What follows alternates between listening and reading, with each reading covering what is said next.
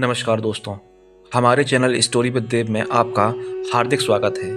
आज हम एक ऐसे रहस्य की बात करने जा रहे हैं जिसे सुनकर आपके रोंगटे खड़े हो जाएंगे। यह कोई काल्पनिक कहानी नहीं बल्कि स्वयं गरुड़ पुराण में लिखा हुआ सत्य है। दोस्तों, जब कोई इंसान इस धरती को छोड़कर जाता है तो उसकी आत्मा पहली रात कैसे होती है, उस आत्मा के सामने कौन आता है, उसे कैसा अनुभव होता है और सबसे बड़ी बात, उस रात उसके साथ भगवान विष्णु और यमदूतों का क्या संबंध होता है, यह सब जानना हर इंसान के लिए ज़रूरी है। और मैं आपको बता दूं, जो भी इस वीडियो को पूरे मन से अंत तक देखना या देखेगा उस पर भगवान विष्णु की विशेष कृपा होती है। तो चलिए इस रहस्यमयी यात्रा की शुरुआत करते हैं।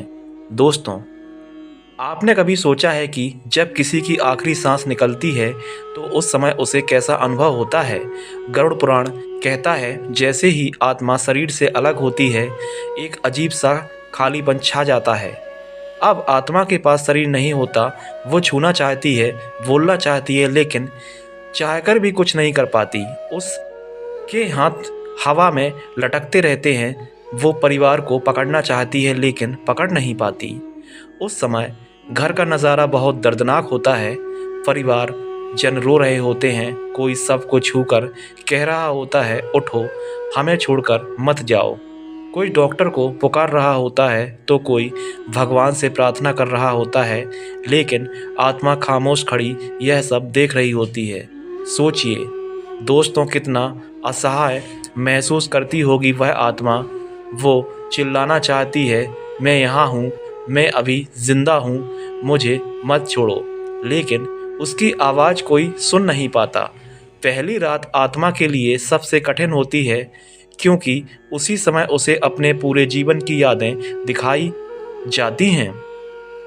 जैसे फिल्म की रील चलती है, उसी तरह हर एक कर्म उसके सामने आता है। उसने कब किसी की मदद की, कब किसी को दुख दिया, कब झूठ बोला, कब प्रेम से किसी को सहारा दिया और कब किसी को धोखा दिया। हर एक पल सामने आता है। अच्छे कर्म देखकर आत्मा को सुकून मिलता है, लेकिन बुरे कर्म देखकर आत्मा पछतावे से कांप उठती है। दोस्तों, पहली रात आत्मा को अपने परिवार से सबसे गहरा जुड़ाव महसूस होता है। गरुड़ पुराण कहता है आत्मा अपने घर के हर कोने में घूमती है।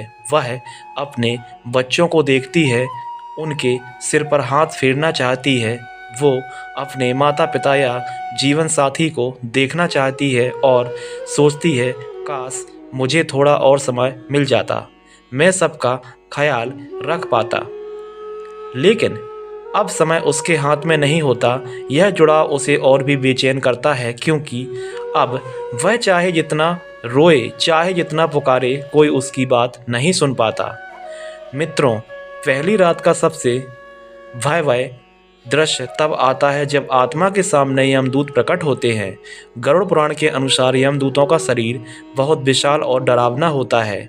उनकी आंखें अंगारों की तरह जलती हैं, हाथों में मोटी रस्सी और हुक होता है और साथ में उनका वाहन होता है।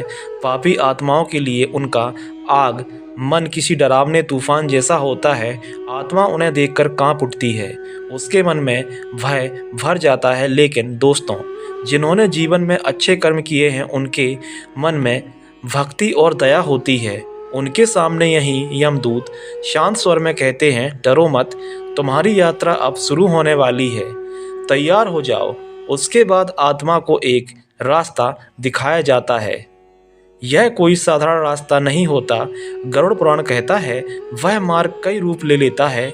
कभी वह अंधकारमय होता है जहां आत्मा को कुछ दिखाई नहीं देता, कभी वह आग की तरह तपता है जिससे आत्मा का सूक्ष्म शरीर झुलसने लगता है, कभी वह बर्फ की तरह ठंडा होता है जिससे आत्मा कांप उठती है, और कभी वह कांटों से भरा होता है, हर कदम पर आत्मा को चुभन होती है। लेकिन जिन्होंने जीवन में पुण्य किए होते हैं उनके लिए यही मार्ग फूलों से सजा होता है। उनके सामने देवदूत प्रकट होते हैं जो पुष्प वर्षा करते हुए आत्मा का स्वागत करते हैं। उन्हें प्रकाश का मार्ग दिखाया जाता है जो शांति और आनंद से भरा होता है। दोस्तों, वीडियो को अंत तक देखें और चैनल को सब्सक्राइब ज़रूर कर दें। दोस्तों, पहली रात का सबसे रहस्यमय और संवेदनशील समय होता है अंतिम पहर, जब पूरा घर गहरी नींद में होता है। उस समय आत्मा सबसे ज़्यादा बेचैन होती है। वह अपने शरीर की तरफ खींचती है, अपने प्रियजनों को देखती है और सोचती है, काश मुझे थोड़ी और सांसें मिल जाती। लेकिन नियति का नियम है, समय पूरा होते ही आत्मा को जाना ही होता है। गरुड़ पुराण में लिखा है, जो आत्मा पहली रात में अपने कर्मों को देखकर पछताती है, वह अगले 11 दिनों तक बार बार भगवान को याद करती है, और जिसे भगवान विष्णु याद आते हैं उसके मार्ग को स्वयं भगवान प्रकाशित करते हैं। इसलिए सनातन धर्म में कहा गया है, मृत्यु के बाद की पहली रात बहुत पवित्र होती है। उस समय परिवार द्वारा किया गया मंत्रोच्चार और दीपदान आत्मा को शक्ति और शांति देता है।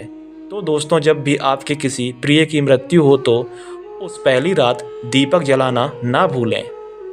भगवान विष्णु का नाम लें और आत्मा के लिए शांति पाठ जरूर करें।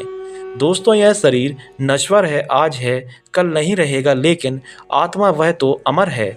मृत्यु कोई अंत नहीं है, बल्कि वह एक नई यात्रा की शुरुआत है। मित्रों, गरुड़ पुराण हमें यही संदेश देता है कि जीवन में प्रेम करो, दया करो, किसी का दिल मत दुखाओ, क्योंकि वही कर्म हमारी अगली यात्रा का मार्ग तय करता है। अगर आपने आज की इस गहरी और रहस्यमयी बात को सीखा है तो नीचे कमेंट में लिखिए जय श्री विष्णु, ताकि हमें भी पता चल सके कि यह ज्ञान आप तक पहुंचा है। और अगर यह वीडियो आपको अच्छा लगा हो तो इसे लाइक ज़रूर करें और अपने दोस्तों और परिवारजनों के साथ वीडियो को शेयर ज़रूर करें। और हमारे चैनल स्टोरी विद देव को सब्सक्राइब करना बिल्कुल भी ना भूलें। धन्यवाद।